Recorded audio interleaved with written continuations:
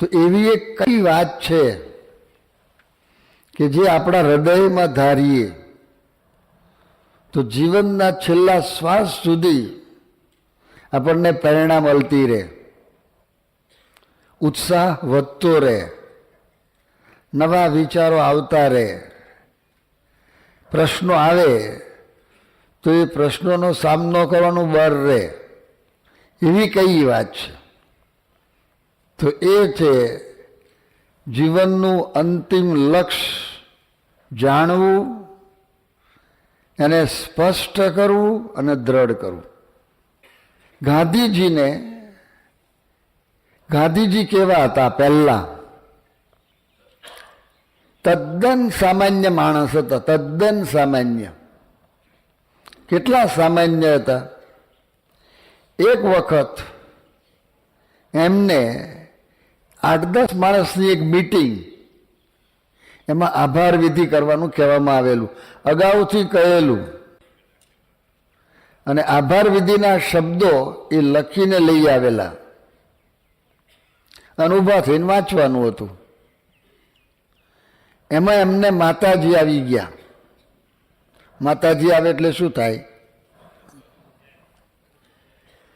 એ માણસ શું કાર્ય કરી શકે કહો? પણ એને ધ્યેય બંધાયું. આફ્રિકાની અંદર ત્યાં બેરિસ્ટર થયા પછી પ્રેક્ટિસ કરતા હતા અને એમનું અપમાન થયું કોઈ પણ કારણ સિવાય, રંગભેદને કારણે, બસ બીજું કોઈ કારણ નહીં. એને ઘા લાગ્યો કે હું બેરિસ્ટર થયેલો માણસ છું અને ખાલી મારી ચામડીના કારણે અને મારી કોઈ ભૂલ નથી અને આ મને અપમાન કરે છે. ભારતની અંદર 40 કરોડની વસ્તીનું શું થતું છે? તે વખતે અંગ્રેજો રાજ કરતા હતા. એને ઝાટકો લાગ્યો, બસ કંઈક કરવું પડશે. અને એ માણસે ભેખ લીધો, ધ્યેય બંધાઈ ગયું. કોઈ એને કહેવા ગયું નથી કે તમે પોતડી પહેરજો, સાદઈ ઉપર આવી ગયા ઓટોમેટિક. કોઈ કહેવા ગયું નથી. એને સમજાયું કે આ ધ્યેય સિદ્ધ કરવું હોય તો મારે બીજા વિચાર મૂકવા જ પડે, ઓટોમેટિક. એને તો પોતડી પહેરી, અમે તો ધોતિયું પહેરીએ છીએ, હજુ ઠેઠ સુધી નીચે સુધી આમ અડે એવું. એને પોતડી પહેરી લીધી. કેટલા વ્યવસ્થિત થઈ ગયા. આપણે શિક્ષાપત્રીમાં બોલીએ છીએ કે વ્યર્થ કાલોના નેતવ્યો ભક્તિમ ભગવતો વિના. તમારામાંથી ઘણાને સંસ્કૃતમાં શ્લોક મળે આવડતો હશે, કદાચ નિરૂપણ બી કર્યું હશે, પણ એ માણસના જીવનમાં આવી ગયું. ગાંધીજીને 10 માણસ મળવા માટે આવે ખાનગી મિટિંગમાં, અને ગાંધીજી અહીં બેઠા હોય ધારો કે ચિત્તરંજન બી મળવા માટે આવ્યા, પછી ડાયાબીન મળવાનું છે તો નજીક તો બેસાડે નહીં, 15 ફૂટ દૂર તો બેસાડવા પડે ને. હવે ચિત્તરંજનની વાત પૂરી થાય પછી ડાયાબીનો નંબર છે તો ડાયાબીને ઉઠીને આવવાનું, લાઈનમાં ગોઠવેલું હોય, કહેવાની જરૂર નહીં. તો ડાયાબી પોતાની જગ્યાથી ઉઠીને આવે એટલા સમયમાં શું કરવું એ ગાંધીજી વિચારતા. કાર્ય તો થાય છે, પણ એ વિચાર ક્યાંથી આવ્યો? આ વાત મેં કરી છે, વાતે તમે જાણતા હશો, પણ એ જીવનમાં ક્યાંથી આવ્યું? અને ધ્યેય બંધાઈ ગયું. આવી ઘણી વસ્તુઓ છે અને આવા ઘણા માણસો છે. અહીં જુનાગઢના કોઈ બેઠા છે ભાઈઓ? જુનાગઢના કોઈ કાર્યકર? તમારે ત્યાં પેલા માકડ છે, આ વખતે આપણે ત્યાં બોલાયા હતા રવિવારની સભામાં. માકડ એ નાનપણથી અંધ છે, ચાર્ટર્ડ એકાઉન્ટન્ટ થયા, એને પ્રોબ્લેમ ના નડ્યો. જોઈ લો તમે, સાથી અને ધ્યેય બંધાયું.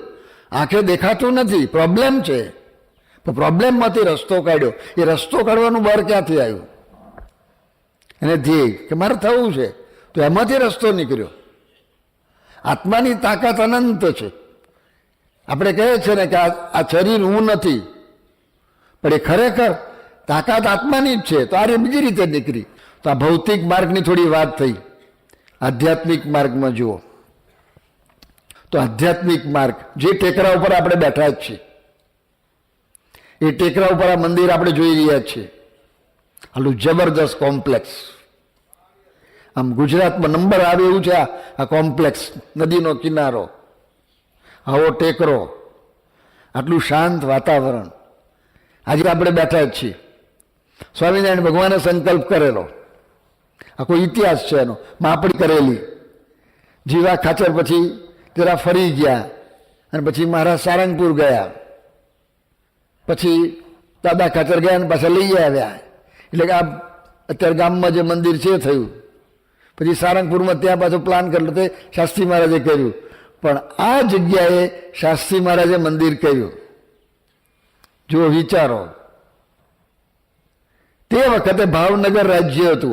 આ ગઢડા ભાવનગરની નીચે હતું, અને ભાવનગરની અંદર સિક્કો વાગેલો, વગાડાવડાવેલો કે શાસ્ત્રી યજ્ઞ પુરુષ દાસને ગઢડા, કે ગઢડાની સીમમાં એક તસુ જમીન ના આપવી, આમ લાલ સહી સાથે. અને એમાં શાસ્ત્રી મહારાજ કહ્યા હતા કઈ મંદિર કરવું છે. તો લોકો તે વખતે જે જાણતા હતા એમને શાસ્ત્રી મહારાજને કહ્યું, સ્વામી તમે આ મંદિર કરવાની વાત કરો છો, પણ એ ભાવનગર મહારાજાએ અહીં લાલ લીટીથી સિક્કો મારેલો છે કે અહીં શાસ્ત્રી યજ્ઞપુરદાસે જમીન ના આપવી. શાસ્ત્રી મહારાજ કે સ્વામિનારાયણ ભગવાન અન્યથા કરતું શક્તિ વાપરશે, રાત પલટો થશે, મંદિર થશે. આ સંકલ્પ લઈને નીકળેલા. કઈ સંજોગો નતા, નતા પાણા, નતા માણા, નતા નાણા, નતા દાણા, બધીને વિરોધ સિવાય કાંઈ નહોતું. એની અંદર પાછી આવી પરિસ્થિતિ હતી કે પેલા સિક્કો મારેલો. પૈસાનો તો પ્રશ્ન હતો, એ તો બરાબર છે, બીજા વિરોધ કરે બરાબર છે, પણ જેના હાથમાં નિયમ કાયદો છે એટલે રાજા છે, અને એણે સિક્કો માર્યો છે. એ કયા વિચારથી ઉભા રહ્યા? મૂળ એનો વિચાર, પણ ધ્યેય એમનું. એટલે એમાં ટકી શક્યા. જોઈ લો આ બધા, તો આ બધા કાર્ય કર્યા છે. એટલે એ ધ્યેય કેવી રીતે બાંધવું આપણે? હવે તો પહેલું તો ભૌતિક માર્ગની અંદર અથવા આધ્યાત્મિક માર્ગની અંદર અત્યંત કઠણ પરિસ્થિતિમાં પણ જે લોકોએ આવા કાર્યો કર્યા છે એની વાત સાંભળવી, એની વાત વાંચવી, એની વાત વિચારવી, આ વિચારતા રહેવું. અને આને લગતા જે વાક્યો હોય, આને પુષ્ટિ કરતા એવા જે તદ્દન સ્ટાન્ડર્ડ વાક્યો, એ સ્ટાન્ડર્ડ વ્યક્તિઓના સ્ટાન્ડર્ડ એવા થોડાક વાક્યો, તો એ પણ શબ્દ નાખવા, પોતાના ઉપર જ નાખવાના.